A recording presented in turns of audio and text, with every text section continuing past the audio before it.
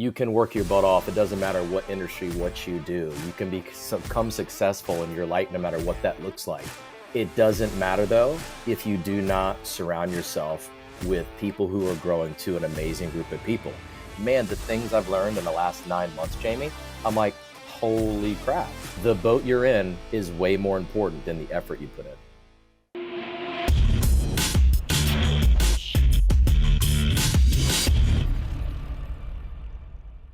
What's going on, everybody? Welcome to the Tribe of Millionaires podcast, your personal access to wisdom from the world's greatest minds. Learn, grow, and succeed with us, building your tribe one story at a time. Today is a Gobundance member episode with Adam Eidson, who joins us today. Adam, great to see you, brother. You too, man. What's going on? Not too much. I love the backdrop. You've got this like energy of the whiteboard quotes and this sort of. We talked about your name, right? Eidson, even though it's spelled E-I-D, like Eidson. I think Einstein, and behind you, it looks like you're in the lab, man. I try. This is my lab. I got my famous Warren Buffett quote here. It doesn't matter how hard you row. What matters more is the boat you're in. You know, I'm so glad you have that quote. Why does that quote mean something to you? Because Gobundance is the perfect example of that. You can work your butt off. It doesn't matter what industry, what you do. You can become successful in your life no matter what that looks like, right? It doesn't matter though if you do not surround yourself with people who are growing to an amazing group of people, because it doesn't. If you get around smarter people like the guys in Gobundance, people who are showing you things like you don't know what you don't know. When I joined, like, man, the things I've learned in the last 9 months, Jamie, I'm like, holy crap. And it is. The boat you're in is way more important than the effort you put in.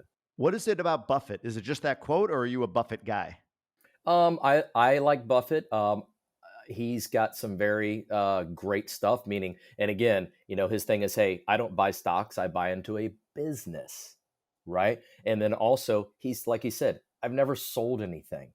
He's in it for the long haul, where most people just want the quick fix. They want their $1 million yesterday. It's like, if you're willing to put in the work and get around a group of great, amazing human beings who want to support you and give it time, you will become successful.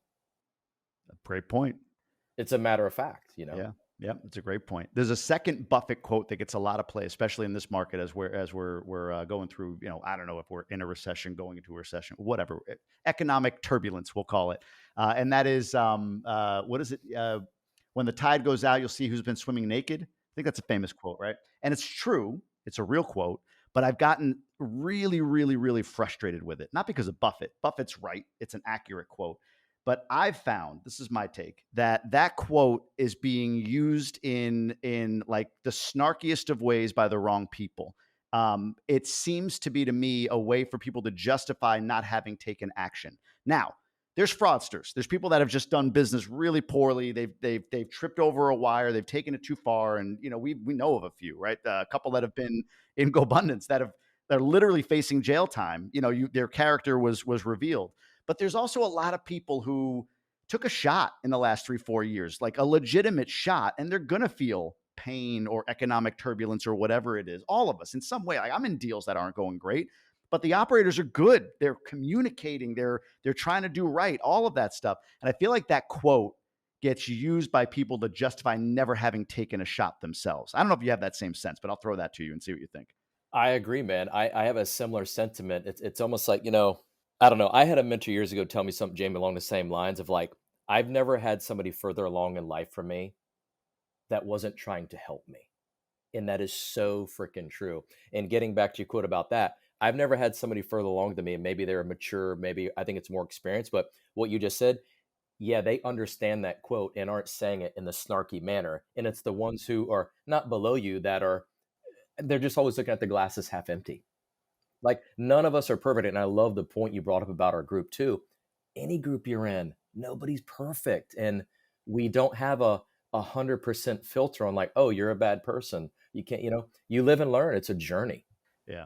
100%. It's a journey. Let's get into your journey. Sorry, we detoured. That quote behind you got me going on it, so I'm glad you went through that. But what's your story? Where you're from? Kind of give us the 3 to 5 minute backstory of Adam. Don't call me Eidson. Yeah, I do like the Einstein though. So yeah, Adam Eidson. I've been in health and fitness for 20 years. Why am I here? if you find out your why and do something you love, you'll never work a day in your life. My stepfather told me that, which is true. However, I told him, like, well, Dad, I've actually never worked hard in my life. So that's one thing you didn't understand. But I had a bully break this arm in fifth grade. And, my mom separated my dad early. My dad was in Vietnam at 17.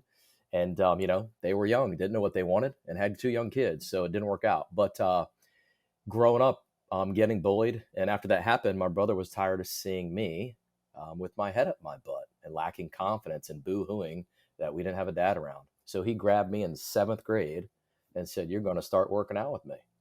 And gaining muscle, and it helped my confidence and feel better about myself, which helped with bullying, and then it helped kind of with the girls scene as well, and I kind of liked it. So the irony is, I left a very high paying government contracting job about 15 years ago to pursue the thing I really wanted to do, which is help people inject confidence in themselves.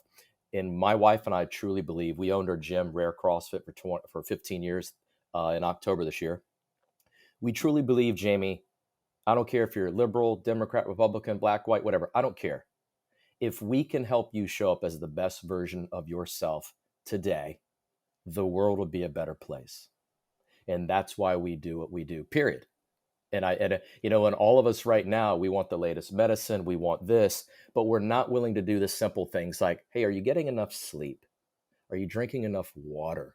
Are you simply getting some sunshine every day? Are you walking for 10 minutes a day? Are you surrounding yourself with amazing people like Jamie and like the guys in Gobundance, people who really truly want to help you grow and become the best version of you?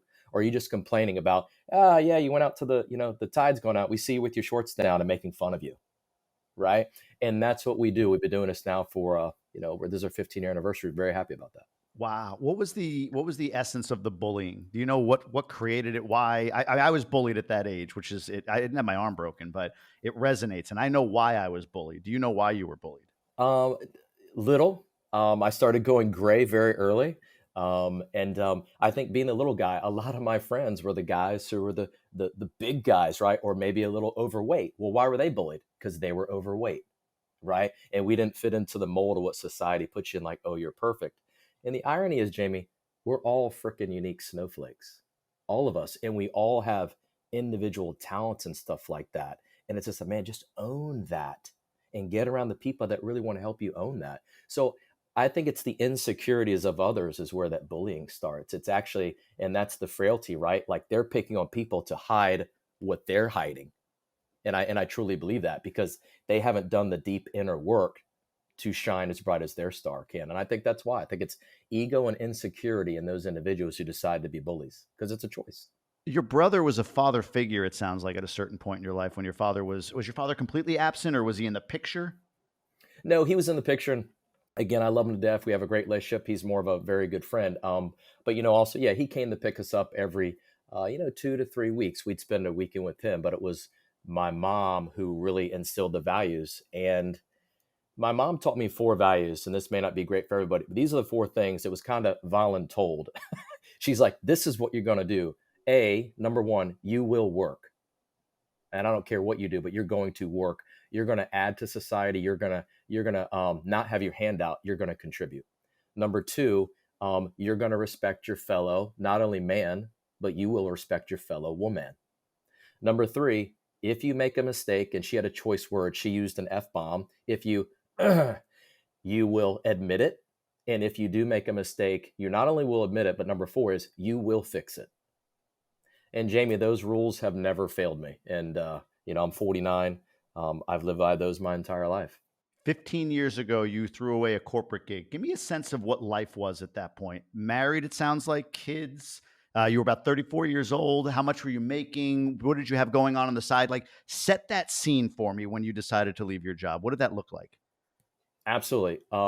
Life was great, except for I'm in an hour south of Washington, D.C., where a lot of government workers are. Did the commute to the Pentagon in D.C. for many years. And the 50-minute commute up to DC became an hour, hour and a half, 2 hours sometimes. On a holiday weekend, you might be stuck in traffic for 3 hours one way. And I'll never forget, just like I felt like a cow on a cattle car. And I'm like, this is bullcrap. So I was making about $120,000. This is over 15 years ago. I was 3 classes away from a master's degree that the company was paying for. And, if I left, they could come back for the money. I had a top secret clearance and all this, a really great job, 4 weeks paid vacation, 401k, 11 sick days. And I will never forget the day I looked at my wife, so we're not married. We've been together 23 years. So we just call each other married. Everybody thinks so. But it was a Friday evening. We were turning into the mall to go have dinner. And I looked at her and said, I'm turning my pink slip Monday. And she freaked the hell out because I had just bought my first home on my own. I had a new car. And she looked at me and she said, well, how are we going to pay our bills? And I looked her in the eye, Jamie, and I said, I'll scoop shit if I have to. And that was it. So yeah, it was, it was the turning point of what my stepfather said to me when I was a child, of like, Adam, if you find something you love to do, you'll never work a day in your life. And what I loved, Jamie, was, working out. And when I was with people working out, like seeing how well they felt when they lost weight or got some muscles and they got confidence. And I had a bunch of great friends who owned gyms who taught me a lot. And I just saw all of that. And I'm like, And I didn't have the money to open up a gym. I didn't know about venture capitalists and asking for money, other people's money, OPM. So CrossFit came around. And at the time, I was running ultra marathons, 50 and 100-mile races. And at that time I was broken. I was just running more and running more. And I had injuries that weren't going away. So not only was I hating my job, I was hating running. And I was never a runner. I didn't start running until I was 30. And I reached out to a girlfriend of mine at the time. She was an ultra marathoner. She had run 200 ultra marathons. And I said, hey, Katra, how are you staying so healthy? You've run like 60 100-mile races. I'm doing marathons and I'm broken. And she says, I do this thing called CrossFit. And I said, what? What is CrossFit? And that opened the door. And low barrier to entry and blah, blah, blah. So CrossFit not only saved my running career, it actually was the lighter fluid that made me take the leap and said, I want to open up my own gym and help people inject confidence and change their freaking life. And here we go. Got you. So, all right, I want to stay there for a minute. This is interesting to me. I love this point because I've, especially recently, I think with the changing of the economy and everything, the idea is people, oh man, I have this thing. I want to leave this job. It's not fulfilling me, but maybe now is not the right time. So they're feeling even more stuck, more dug in, right? So you're making 120 grand a year. You're leaving this job. I guess the first question here, and then I'll continue to dissect this. You said you were going to dinner with your wife, long-term girlfriend wife. Do you remember what it was that triggered, I'm quitting? Like, was there an incident, a moment, a thought, a piece of news that just like a simple thing that hit you heavy in that moment and just tipped the scales? Was there a tipping point that you recall that made that the moment? Yeah, it was 3 words. Tired of it. Where did that come from, though? Where did the tired of it come from? So I had been thinking about it for a year. So I'm calculated risky. My wife thinks I'm risky, where she's very conservative, but I'm calculated risk. If I say something to you about something I want to do, I've been thinking about it for like 6 months to a year. So in the moment of all this, like I had done my backage, like, man, if I quit my job, like how am I going to get any income? Like I need some type of income. So I had leaned on a friend and a cousin of mine who actually owned a Pepperidge farm franchise. They do cookies and bread. And I'm like, well, I've never done any of this, so I'll lean on them. So it was really like, Jamie, I was miserable. And then I had the thought of like, man, I need to make a change, but I don't know what to do. And I was just sick and freaking tired of it. And if I could go back now, when I first thought I was miserable, I would have taken a leap. I wouldn't even waited a year. I would have just freaking done it, because everything, my mom gave me other advice too. She's like, Adam, tomorrow, everything works out. Tomorrow will be a different day. And Jamie, I'm 49 and that's always happened. I was at the Pentagon when 9/11 happened. The next day, everything was a little bit better, so everything does, and it's choices. And what helps with that is surrounding yourself with others who build you up. So again, I was just freaking tired of it, man. It really was. It was just eating at me and eating at me. And here's the other irony. Nobody in my family, and they love me to death, nobody in my family said, hey, go for it. You know what they did say? You're gonna leave 6 figures and a 401k and 11. What are you doing? And here's the irony. My wife, basically, Her family in England has had a trucking business for nearly 100 years. Her dad's been employed since he was 12. At this time, her and I had an argument, and he didn't like that. So him and I actually were not speaking. And I did not know for years later that when I left my job, he actually had mentioned to Lee, he's like, Adam should go for it.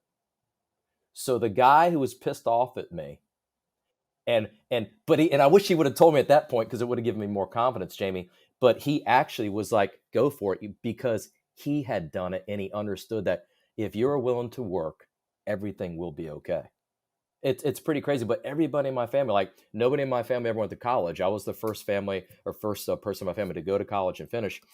And it was always just like, you know, I don't know. My dad growing up, he's my height, 5'5". He never played basketball, Jamie, because he was too short.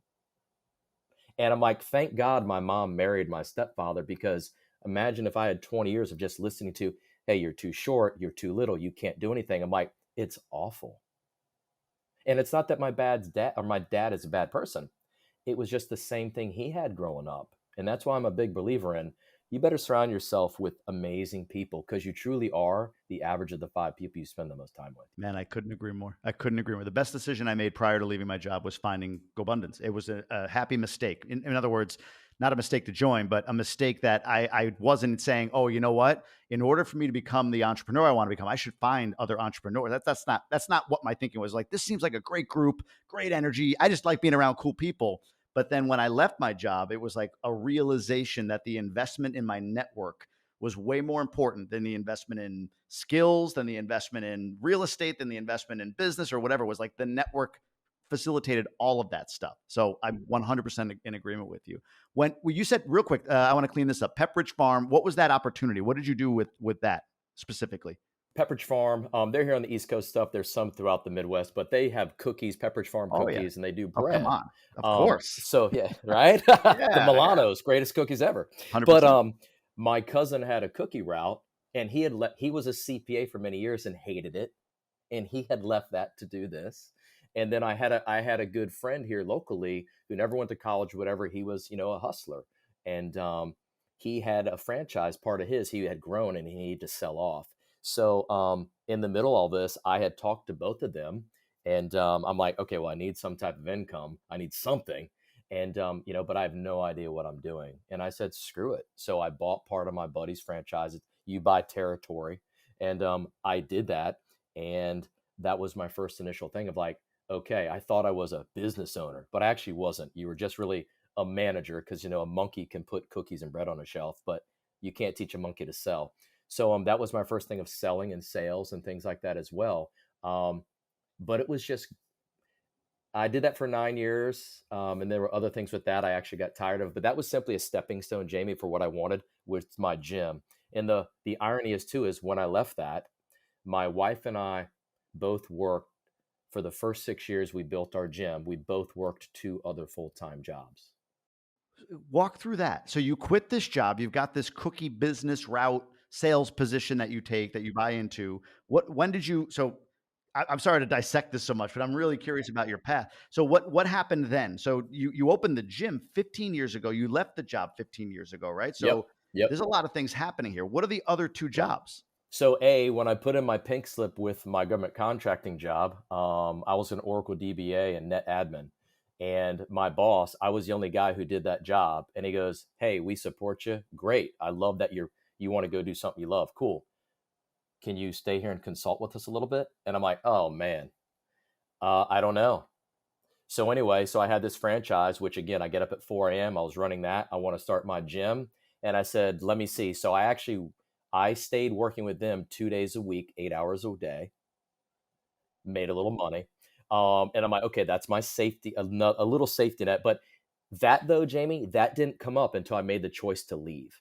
It wasn't like, so people listening, it wasn't like, ooh, let me see if I can work this out. No, I took the leap. And that's the whole thing. If you take the leap, good things will follow. I promise you that. So I started doing the route. I would get up at 4 o'clock, load my truck in the morning for the bread. And this is Monday and Tuesday. And then I would come coach the 5 a.m. class here at the gym.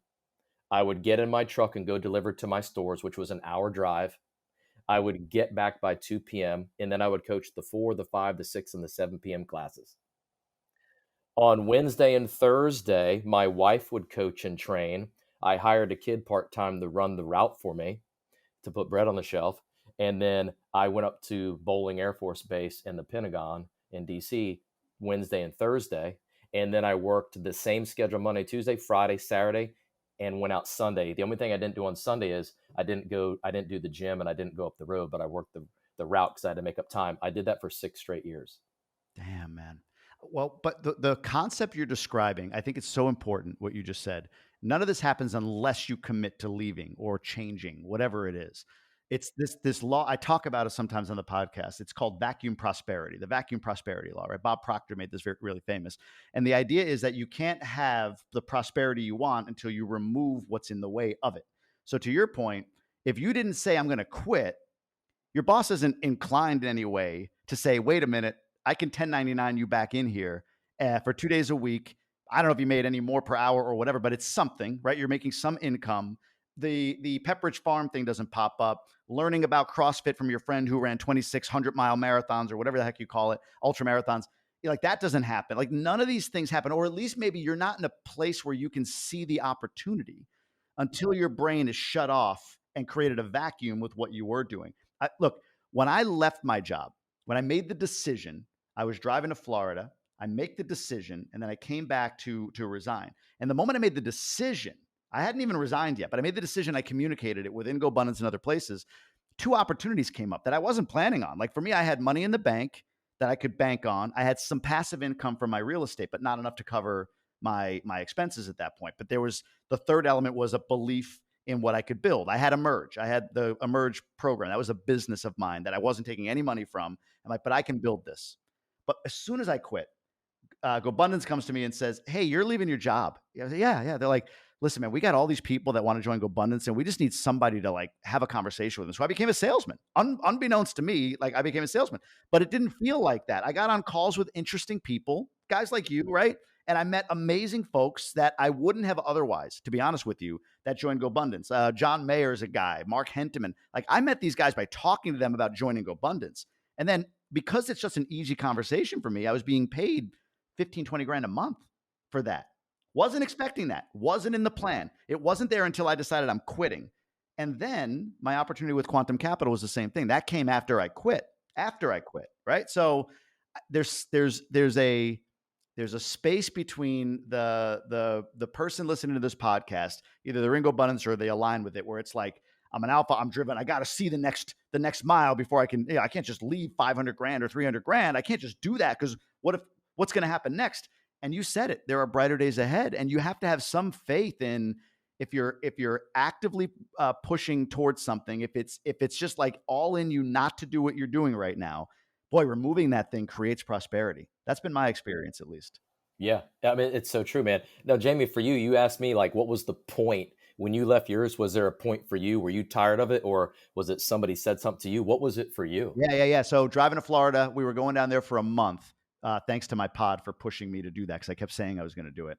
I was driving, my wife and kids flew down, and about I don't know, St. Augustine, just south of St. Augustine, Florida, on the way to Hollywood, Florida. I was contemplating for 2 days, right? Like, man, maybe it's time. It's time to go. I couldn't listen to any more podcasts or be on any more phone calls after 2.5 days of driving. It was just me, the road, and my brain.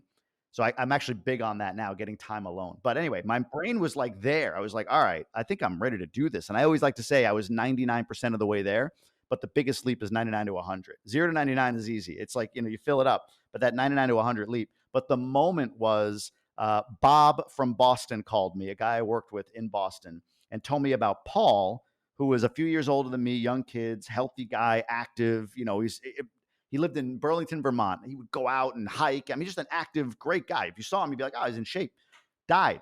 Just chest pain in the hospital, died. And I remember this is all within like a minute. He told me that. I was shocked. And in that same moment, I put myself, I don't know why, I made up the situation. I don't know if it's real or not, but of that exact, like he's living, he's gone. So in my mind, it's like, I can picture him coming home on a Friday, because it was a Friday when it happened. I got a call on Saturday that he passed the night before. Coming home on a Friday, with maybe he had lunch at, a local restaurant, or he just had his Friday, but something's off. He just feels off, right? Wife's got plans for the weekend with him. They got their kids, tells his wife, babe, I'm not feeling great, right? I got to go to the hospital. So they go to the hospital, and imagine the wife, right? She's out in the, okay, yeah, babe, let's go. Let's get you checked out. She's out there, planning tomorrow's whatever for the kids. They've got who knows what. I'm making this all up, right? But in my mind, I'm seeing this whole thing play out where he goes into the back. She's fully expecting, okay, he's going to be all right, and let's kind of get the weekend plan here and figured out. And then the doctor comes out, and ma'am, I'm so sorry, your husband's gone. Like that, gone. Life changed forever. 99 to 100% in that moment. That was my moment of like, okay, it's time. I was so, like you said, it switched in a second. It switched. I was ready, and that was it. As soon as I got to Florida, I remember talking to a coach I had at the time and a few other people. And then days later is when Gobundance calls and says, Chris Ryan, who's the CEO at the time, hey man, do this. And I'm like, yeah, I guess. Send me a list and I'll call some guys. And I just started calling. It wasn't anything planned. Like you said, I've never sold a thing in my life. I'm not a sales guy. But I just got on the phone call. We had a conversation like this. And by the end of it, they're like, oh, so how do I join? I'm like, oh, yeah, here's a link. You know what I mean? This good conversation, something Yeah. I really believed in because I was getting such value from it, and people joined. And to this day, I still get on those calls, not as frequently, but I still get on those calls. But that was my moment.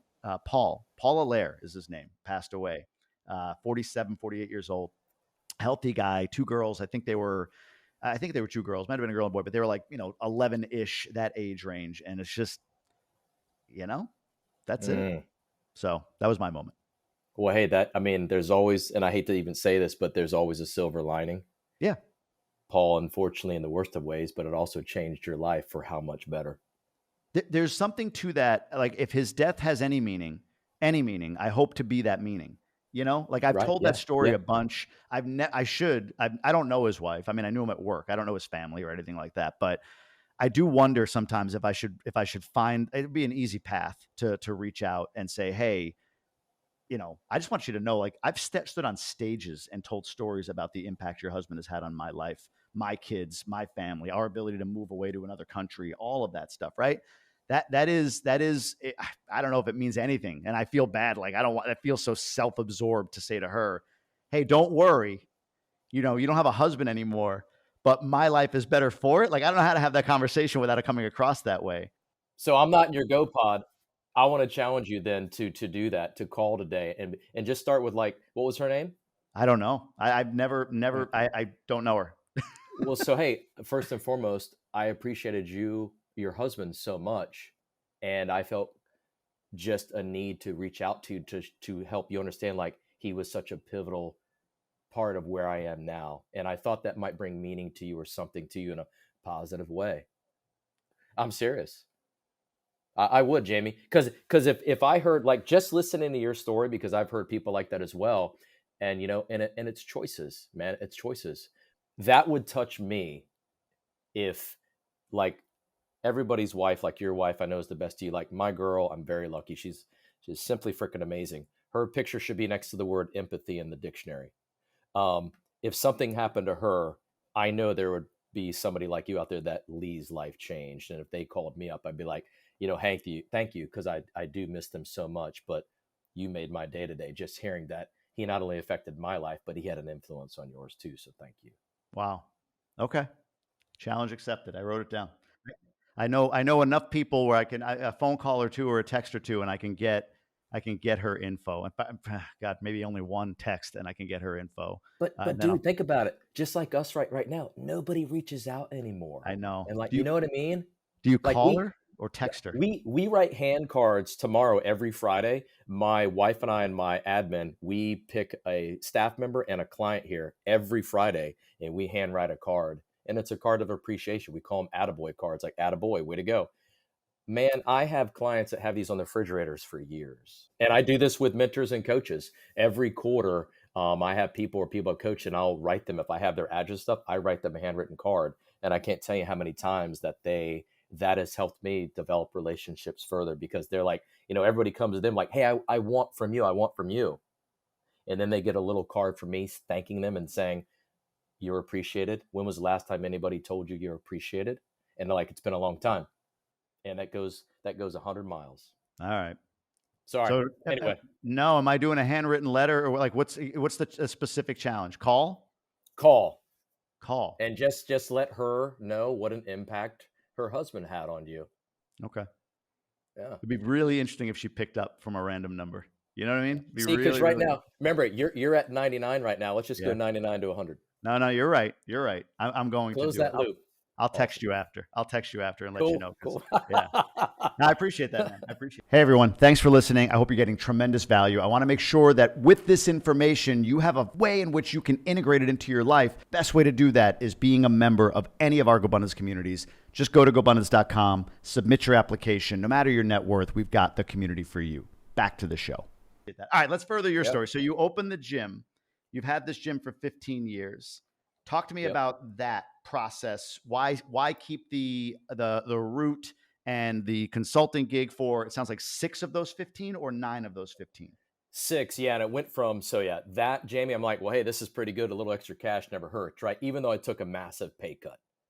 Like anybody, look, David Osborne, one of the elders, he's had negative thoughts. He's had bad deals, whatever, right? So I'm like, well, I don't know what's coming tomorrow. So while I have the opportunity to make a little extra money, take advantage of the opportunity. Don't snub my nose to it. So I did.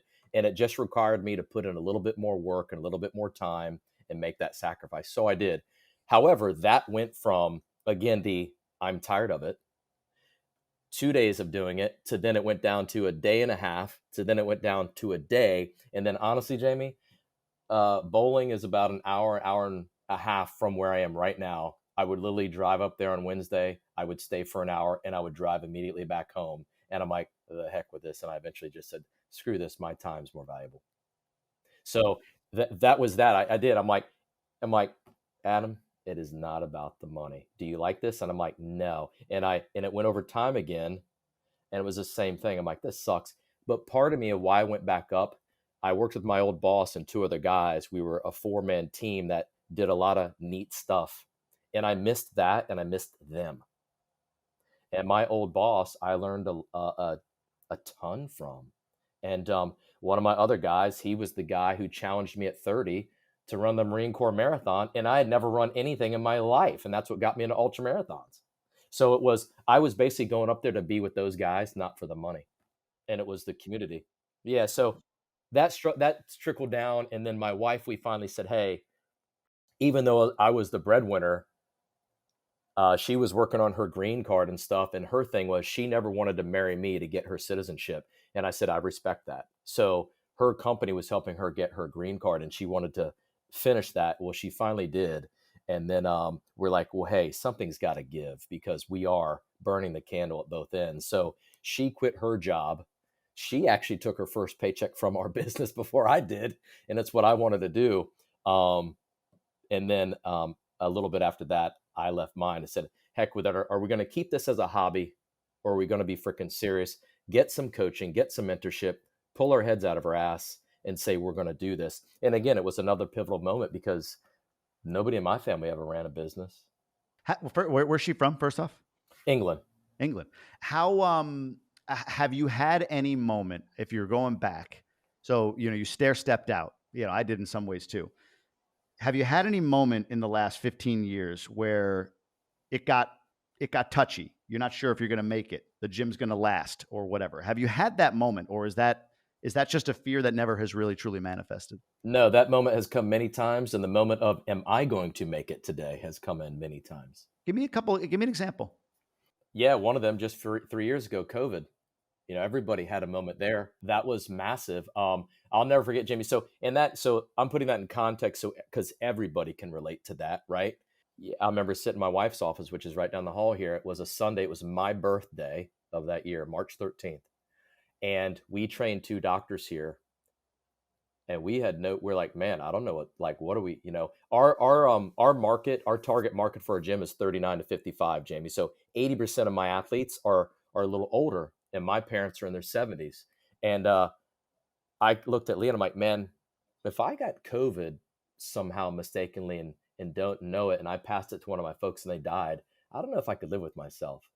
And we have this group of people a little older, the same thing. And we take people mainly who are deconditioned and help them. so higher risk. So anyway, I remember on my birthday that day, we did a live video here at noon. It was a Sunday, and we told our gym, we're closing. We closed 9 days before the governor of Virginia shut every gym down. And because we are the two doctors we trained, they didn't give us advice, but we were leaning on them heavily. Like, what's going on in the hospitals? Like, can you just give us any information? Because we're just trying to wrap our heads around this. And anyway, we closed early, and I didn't know if we were going to lose our business. And there was no other job now. We were all in, and we had been all in. But it was very painstakingly, and I'll never forget, within an hour of that day, Jamie, of that video, when we announced we're shutting down for temporarily, we had two people from our place that we had trained for years call up and said, what about me? Can I cancel my membership? Can I put it on hold? And I'm like, are you fucking shitting me? Jesus Christ. Like, really? This is a worldwide pandemic. Can you let us take a breath for a minute, please? So, and I'm sorry, should I not swear? No, no, no, Okay, not. Are you okay, kidding me? okay, Come cool. on, man. So that was pivotal for us because we had no clue. We never did online sales. I trained everybody in person. We never did remote. I'm like, holy crap. So that was huge. And in COVID, since COVID, 40% of gyms in this country have gone bankrupt or closed and have not reopened. We actually thrived through COVID, but because we hustled, we were working 18-hour days, 7 days a week. We became videographers, online training. I hired a guy to teach me phone sales and paid him a pretty penny because I didn't know how to sell fitness plans online. I had no freaking clue. And that was a huge one. The second one was when we started our business too. I had a friend who was doing soccer training and still nervous. I'm like, hey, we can kind of go into business together. You train soccer people and I'll coach them, and then we can split rent on a facility. So we did that, and we did that for about the first 4 years. But then, Jamie, I realized his idea of business was this way, and more of like a hobby.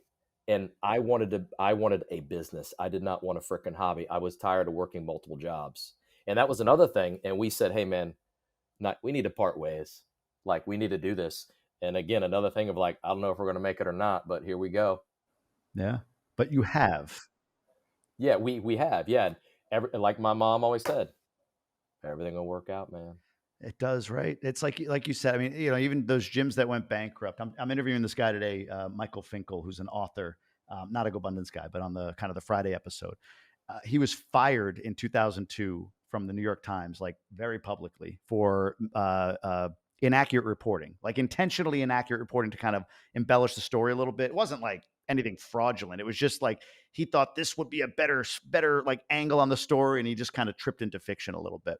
But in a hard news perspective, back then there was actually hard news, right? '02, big no. He gets fired, and immediately after that, a guy who killed his wife and 3 kids fled to Mexico using him as an alias. So this guy that fled to Mexico, right? So he meets this guy, right, in person, in his lowest of low. He meets this guy who killed his wife and kids. It ends up turning into a book.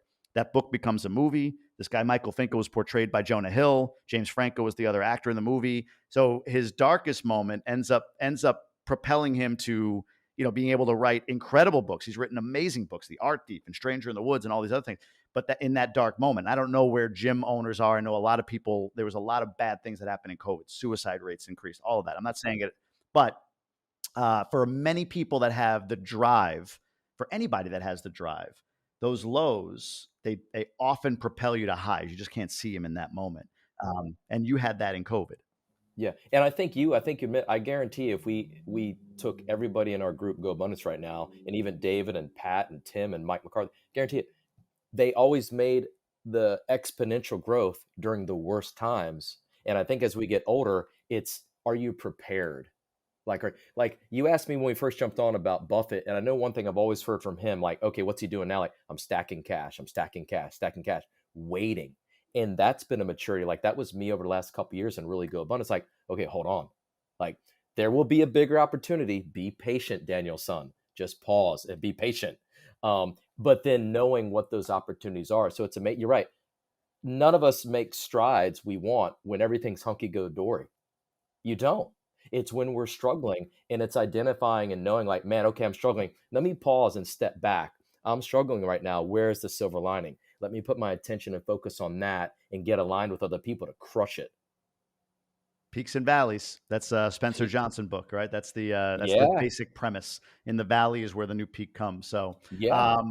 all right. Before we go to the member questions, you mentioned just now, and I'm curious about this. What is that opportunity you're waiting for? What lane are you in? Are you acquiring more businesses? Are you buying real estate? Like when you're stacking cash or thinking about the opportunity to come, like what opportunity specifically are you pursuing? So right now, mine, when I joined GoBundance, I'm not heavy into real estate. We own our commercial building here, and I have a home. But this was saw my eyes like, oh wow, the benefits of owning real estate, right? And a GoBundance, a lot of guys are heavy. So mine was I didn't know of syndications, I didn't know of capital ventures, LPs, buying into private companies, things like that. So right now, the two I'm looking at, I'm working with a GoBundance guy to be a hard money lender. He does flips and stuff. And the second thing is I've been interviewing that I'm going to do some stuff of buying some stuff into a private company is number two. Um, and then three, I'm just getting more educated on the stuff to try to increase my horizontal income and stuff because that's one of my struggles. Yeah, yeah, same. Like I sold most of my horizontal stuff that's immediate. So the stuff that I own for different reasons. A partnership that didn't work out, sold that property. It was a great property. Kind of regret not buying his half out, but is what it is. We sold some properties in New York because my father was sort of the linchpin of them performing, and he's just getting older, right? So it's just it wasn't fair to lean on him, and we couldn't. He just wasn't as reliable as he was in the past. So we kind of got rid of all of that. All my holdings are now as a general partner and limited partner in Quantum, this partnership I have. But that's not really a massive cash flow play. That's more of like in 3, 5, 6 years, that money doubles up and then I'm able to double. You know what I mean? Like that's more my wealth play, if you will. So I'm in a season of active income with the idea that as I build it and build enough of it, I can topple that into passive income. And I think that you said it, like, building up your cash reserve, building up the amount of cash, or even just building your income to a level where, your expenses just don't go above this, so that everything above your expense line that you make in addition, as I have these different businesses and opportunities, I could just topple over into investment opportunities that build horizontal. So makes total sense. Makes total sense. All right, let's dive into these questions before I run out of time with you. This has been really fun, though. Honestly, I love conversational where I don't have to drag it out. And you're an amazing guest. Just Well, telling I you that. No, appreciate that. no Thank you. Thank you bullshit. so No much. bullshit. All right. So we have 6 GoBundance pillars. We have extreme accountability, bucket list adventure, age defying health, authentic relationships, horizontal income, and genuine contribution. In which of those 6 pillars are you crushing it, Adam Eidson? Authentic relationships. I don't sugarcoat shit. What you see is what you get.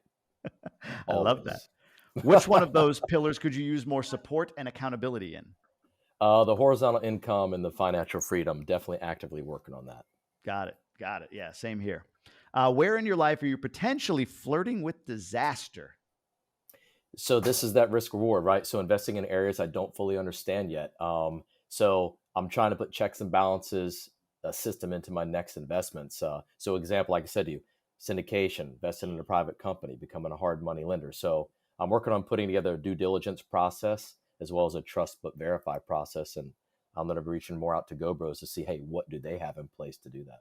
It's a great time for it, man. Like I think there's what I love about GoBundance for anybody that's listening that's not a part of it is it's like the tone of the community is definitely different, say 2 years ago to today, and in a good way. Meaning, 2 years ago it was like everyone's winning, everyone's crushing, right? Everyone's going nuts. I remember COVID being like, oh my god, what's going to happen? And then within like a month, all this money flooded the market. The what was the PPP and all that, like everybody was good again, like in a month or a month and a half, maybe ahead of maybe ahead of the rest of society because everyone was talking and sharing what they learned about these different loan programs and different grants and everything else. Like it was so fast. I remember like it went from holy shit to holy shit, just like that.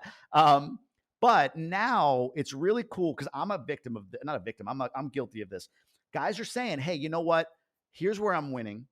Here's where I'm losing right now. And they're identifying and being very clear on how they're losing. It's groupthink. So many of us invested in deals that were sort of like, well, they invested. Oh, wait. All these guys that are smarter than me invested, in my mind, smarter than me invested. I think I get it. I looked at it, but these 20 guys aren't wrong. So I'll invest too. Now, thankfully for me, I haven't had that situation happen. I'm in a groupthink investment, but it's going well, and all indications seems like it will. But there's others that aren't, and so guys just sort of being vulnerable about that. But I think the benefit is, especially for like what you said, like I'm just sort of starting this horizontal income journey, is more now than ever. Guys are friggin' sharpening their pencils and they're remembering what it is to do real due diligence, and they're leaning on the guys that have gone through cycles. And so I feel like now the learnings we're having from each other on how to really analyze what we're putting our money in is like the best it's ever been. Because before it was like, it looks pretty good and it just worked out. The market allowed it to, we're all geniuses. So And I love that you said that. I literally just brought that up to my good buddy Wyatt Graves, who's Go Bro, and he got me in. But Wyatt, 2 weeks ago we connected, and I said, "Man, I'm loving these vulnerable posts. These guys like the struggle.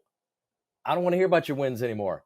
Like, man, what are you struggling with, and where? Like, maybe I can help you. I don't know, but it's so yeah. I love that, man. I love yeah, that. yeah. Wyatt Graves, Louisiana. Right? That's How do you know right." Wyatt? So Wyatt and I met at a mastermind about 6 years ago. We both had the same mentor. I took over that mentor's podcast, The Mentee. Wyatt runs that now. And I've helped Wyatt with some things. And flat out, I'll be right here on the podcast. A year and a half ago, I called him up. Wyatt, I see you're on fire. I'm struggling. What are you doing? He said one word, Jamie, Gobundance. No shit. Isn't that cool? I swear to God, true I know. story. I Yeah. know. I know. I mean, I think people feel like I'm selling them because I admit, like, hey, I get incentivized if somebody talks to me and then joins GoBundance. But I mean, that's the only difference I can see in my 21-year arc of a career at my company at Progressive, where I worked. The only thing that was truly different was GoBundance. I think I'd still end up where I am, but I'd be way older. My goal was 10 years, 10 years to exit when I joined GoBundance. Like, I'm going to exit my job in 10 years. It took two. And I credit all of it to GoBundance. Yeah. And anybody listening now, it's like, hey, let's pause. Like your mindset. If you're listening right now, okay. If you said, oh, yeah, that's Jamie trying to sell it, the problem is right there. You're thinking, because everybody else is like, man, I should join that group yesterday. You're right, because it has nothing to do with that. It's getting in the room with people who are more successful than you that want to help and see you grow. And when you do, holy shit. I love it, man. Well, it's a good segue. In what way has GoBundance impacted your life? Specific way has GoBundance impacted your life? One specific example. Oh my God. It's opened my mind to the bigger possibilities. So I wrote this down. It's actually shined a spotlight, really. Like, I'm a firm believer in you are the average of the 5 people you spend the most time with, but it has shined the Batman light on it, like right there. And you don't know what you don't know. It's very apparent, Jamie. You get out what you put in.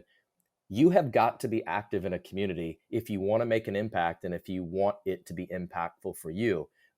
Everybody's got something to bring to the table to add value to others. We all put our pants on the same way, one leg at a time. If you want to achieve great things, you got to surround yourself with like-minded individuals. And joining groups like Go Abundance, I've had a coach and a mentor before. You can hire a coach and a mentor, but why not join a group of 800 guys that they're all like that, and you're going to go here 10 times faster. Invest in yourself. I agree. So you kind of gave a little bit. I'll ask this question anyway. What advice would you give to a new or prospective member of a GoBundance community? Come from a place of value and add value to others. When you get into your GoPod, pour into your GoPod. And also friend everybody in the group. If you join, friend everybody in the group, and make it a point of one thing each week to reach out to one guy in there. And flat out, I'm going to give you the cheat code. Well, I don't know what to say to Jamie. I'm going to reach out to him. This is what you say. Hey, Jamie, Adam here. I'm new to Go Abundance. I've got no idea what I'm doing. Can I connect with you for 5 minutes so I can understand what you're focused on, or maybe what you're struggling with, and how I might be able to serve and add value to you? Do you have 5 minutes? Great advice, man. That's great advice. I love that. I had Dustin Baldwin speak to Emerge yesterday, and he said, he goes, somebody asked him, like, hey, what advice, like, how have you leveraged just being in GoBundance? He's like, exactly what you said. He's like, I just called everybody. He's like, you're in this group, man. Call everybody. You should be spending a lot of time just getting to know people, 1 a week, 2 a week, whatever it is. And for him, he's able to point to, you don't like jive with everybody. I mean, we're all human beings. Some people are like, he's not my guy, but whatever. but there's so many that you do, and there's so many things he can point to as a result of that effort. So I think that's fantastic advice. The final question is from the Gobundance card deck, the 7 of Diamonds. What would you love to see our country start doing? Let's go. You go wherever you want with it. I don't give a shit. You take it. What would I like to see our country start doing? I would like them to stop putting their hand out and asking for fucking handouts. I would like you to contribute to this world, not suck off its tit. How about this? And instead of waking up today and saying, what am I going to get? I think you should figure out what the hell you want, do a little bit of deep inner work, start taking care of yourself better, and maybe reach out to somebody and change somebody's life and not expect anything in return. I forget who said that, Jamie, you know that, who was it said, like, I don't know if gratitude or gratefulness, like, Jamie, I should help you to help you and not expect anything in return. That's like gratefulness. That's wanting to give. I shouldn't be like, well, man, I did this for Jamie. He should do this for me. No, you should help others with no expectation of absolutely ever getting anything in return. And I think that's what changed. We have a problem in this country with lack of morals and the polarization of those lack of morals. And it's bullshit. You know, I'm not like, I love John F. Kennedy. I mean, I'm a Republican, you know, I'm not a Democrat, but I love what he said years ago, and I'll butcher it. But, you know, ask not what your country can do for you. What can you do for your country? What can you do for your fellow man? Period. When you were starting to talk, I was like, man, you're channeling JFK. It's funny that you brought him back up. And I'm the same. I'm a conservative. I align with conservatism if I had to pick a group. You know, it's not like I am all this or am all that. Most of us are that way. But yeah, I tend to go that way because the conservative side is a little bit more like, leave me the fuck alone. And I just align with that energy, right? Like where the other side is think like me. I just, that's the way I bucket them or whatever. But I love that point. Contribute, give without the expectation of return. Somebody said this, it was like, we keep mental scorecards and then hold others accountable to something they don't even realize they're being held accountable to. So in other words, you drive me to the airport 5 times, right? In my mind, I've got a five checklists, or I'm sorry, I drive you to the airport 5 times. In my mind, I've got 5 gives to which that means you're going to owe me. So now I call you to say, hey man, drive me to the airport. And you're like, oh, I can't. And I am now like, fuck you. Because I, in my mind, created a scorecard and like conditions around my driving you to the airport that you were not informed of and you're not aware of.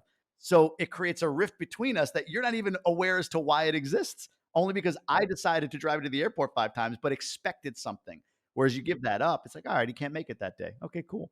I posted the book yesterday on your post, the Psycho-Cybernetics, and I think you said, hey, great book. Great I love the quote in there. He said, you know, look, things happen at events that are just facts.